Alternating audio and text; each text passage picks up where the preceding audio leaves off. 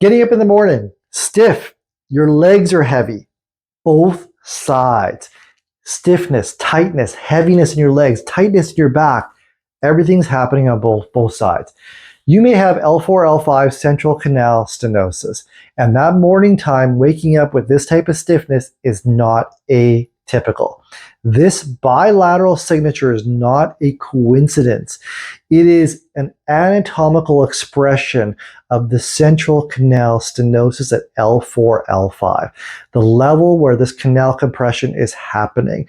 And that's why today I'm going to show you a morning protocol designed to help start your day in the best way. I'm going to show you my top 3 stretches for anybody that's suffering from L4, L5 central canal stenosis. So make sure you watch this video and learn what to do so you can have a better day and a better morning. My name is Dr. Alykhan Shariff. I'm a local chiropractor in Oshawa, Ontario. My clinic name is Infinite Healing Chiropractic and Wellness Center, and I'm going to ask you to like this video. I'm going to ask you to subscribe to this channel because if you notice, I continue to pour out content that's going to help you optimize your life. Now, let's talk about this morning protocol. The first thing I want to talk about, though, is the bilateral overnight accumulation pattern that happens. The L4, L5 central canal stenosis compresses the neural structures bilaterally, both nerve roots, both sides of the central dural sac. Now, what that means is overnight, the inflammatory mediators, cytokines, any inflammatory signatures produced at the L4, L5 facet joints and the disc area accumulate into the tissues surrounding and creating a bilateral neural compression. So unlike L5-S1 foraminal stenosis, where you may see all the symptoms and the accumulation of those cytokines and the inflammatory mediators affecting one side, in L4, L5 central canal stenosis, it's both sides. So both sides of the lower lumbar neural tissue are sensitized to approximately the same degree. So that's why somebody wakes up with bilateral leg symptoms. The lumbar spine does not stay in one position during sleep.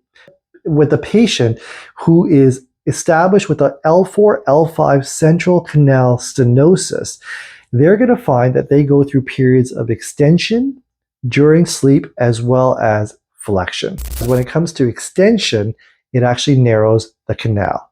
So at extension, it narrows the canal. At the time of waking, the L4, L5 canal has been in this extended position, narrowed configuration for some period of time, 6 to 8 hours.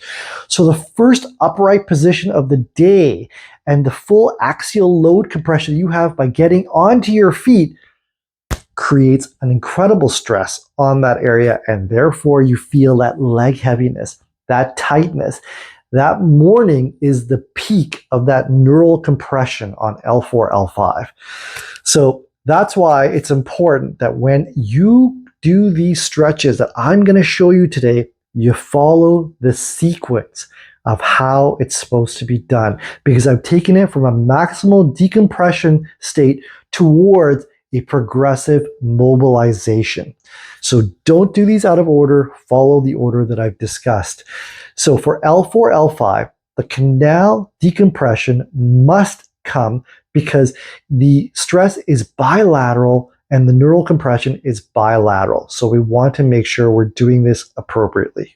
The first stretch is actually very similar to what I've discussed as one of my top stretches for L4, L5. And that is the knee to chest with rocking.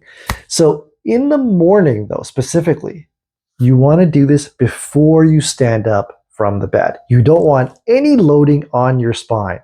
So what I want you to be doing is this: lying on your back, draw both knees simultaneously to your chest.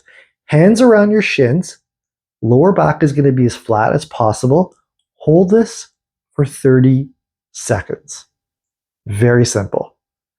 Then 10 gentle lateral rocks from one side to the other side, which starts that gentle mobilization. And the amount of movement you need is very minimal, not a lot, but gentle rocks.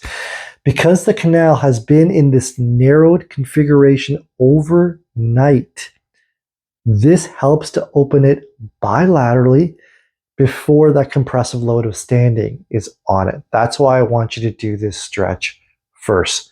Now, watch this video as I show you how to do this.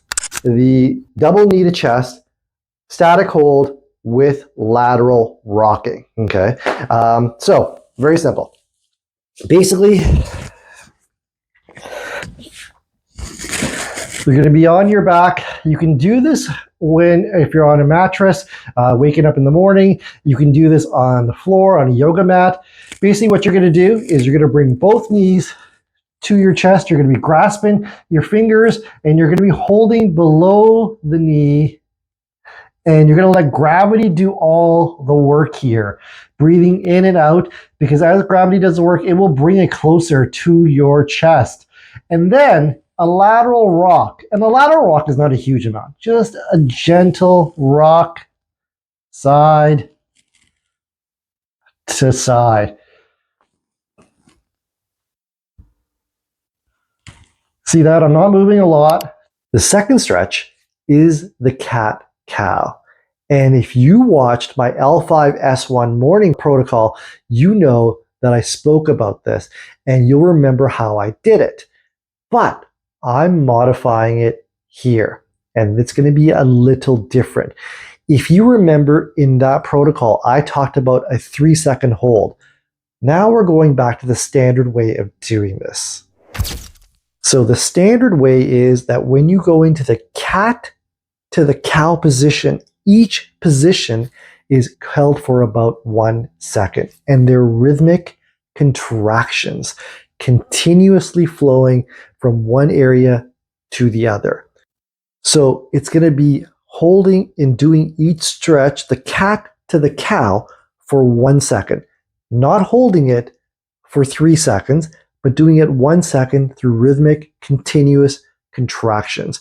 And that's an important thing to distinguish as you watch my other video from L5-S1 that talks about holding it for 3 seconds. This one is just 1 second between each motion. Now, here is the clinical reasoning for the difference on why we do it this way. At L4, L5, the primary therapeutic goal is different because what we're trying to do is we're trying to create a mechanical pumping. The rhythmic opening and closing of the central canal and the posterior joint structures and spaces. This drives that cytokines, the inflammatory structures, all that stuff is building up through there out of it. You're creating a pumping action to pump this out of this. So I'm going to get you to watch this video while I show you how to do this stretch, the cat-cow stretch. Now I'm going to show you the cat-cow position.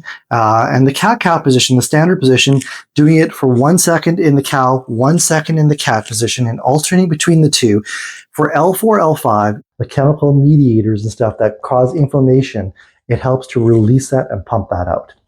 And basically, when you go into the cat position, your back is rounded, your chin is tucked, and your tailbone is tucked in. When you go into the cow position, you're going to drop that abdomen, you're going to extend that chin out. And you're just going to go between the two positions 1 second each. Breathing in the cat, breathing out in the cow.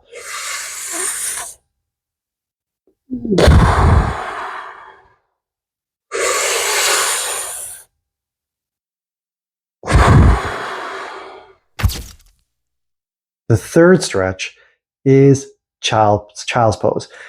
But again, with a bit of a modification.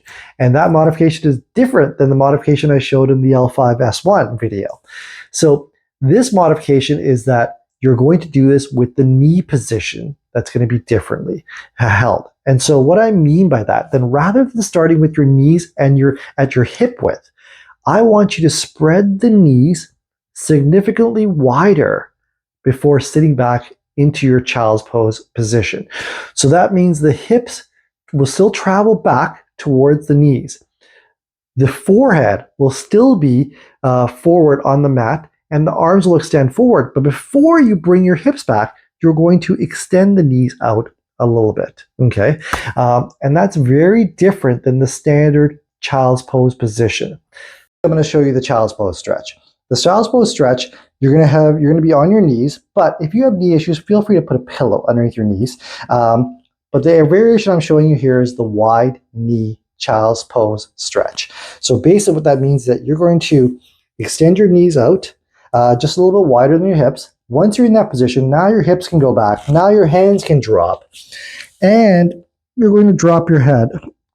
And you're going to feel that nice stretch. So the standard child's pose position, where your knees are at hip width, it helps to decompress the spine.